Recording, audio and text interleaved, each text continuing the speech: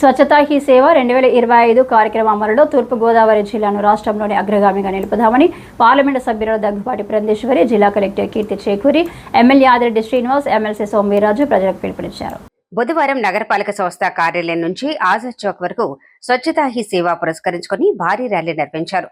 జెండా ఊపి ఎంపీ పురంధేశ్వరి ర్యాలీని ప్రారంభించగా జిల్లా కలెక్టర్ కీర్తి చేకూరి, ఎమ్మెల్సీ సోమవీర్రాజు, ఎమ్మెల్యే ఆదిరెడ్డి శ్రీనివాస్ తదితరులు పాల్గొన్నారు. ఈ సందర్భంగా ప్లాస్టిక్ నిషేధం, పరిసరాల పరిశుభ్రత, సింగిల్ యూజ్ ప్లాస్టిక్ నిషేధం, RRR, reduce, reuse, recycle, Swachh Bharat పై ప్రజలకు అవగాహన కల్పించేలా ప్లాకార్డులను ప్రదర్శించారు.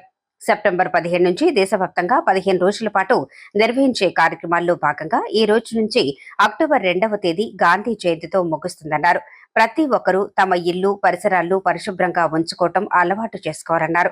అదనపు commissioner PV Ramalingeshwar, deputy commissioner S Venkataramana, secretary Shailajavalli, MHO Vinutna, city planner Kotaiah, manager MD Abdul Malik, revenue officer CH Srinivasarao తదితరులు పాల్గొన్నారు.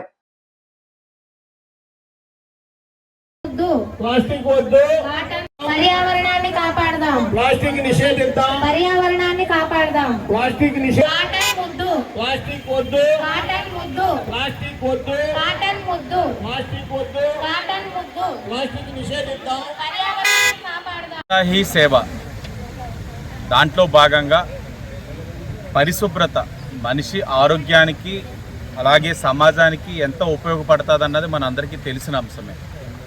దాన్ని దృష్టిలో పెట్టుకొని భారతదేశం పరిశుభ్రంగా ఉండాలని ఒక మంచి సంకల్పంతో గౌరవ ప్రధానమంత్రి నరేంద్ర మోడీ గారు ఈ కార్యక్రమానికి పిలుపునివ్వడం, ఈనాటి నుంచి అంటే ఈ రోజు నుంచి అక్టోబర్ 2వ తారీఖు దాకా ప్రతిరోజు కూడా సమాజంలో పరిశుభ్రంగా ఉండడానికి తీసుకోవాల్సిన చర్యలు, ప్రతి ఒక్కరు కూడా భాగ్యస్వాములు అవ్వడానికి చేయవలసిన కార్యక్రమాలన్నీ కూడా చేసే విధంగా ఈ రోజున శ్రీకారం చుట్టడం, రాజమండ్రి సిటీ నియోజకవర్గంలో దాన్ని ప్రారంభించుకోవడం జరుగుతూ ఉంది.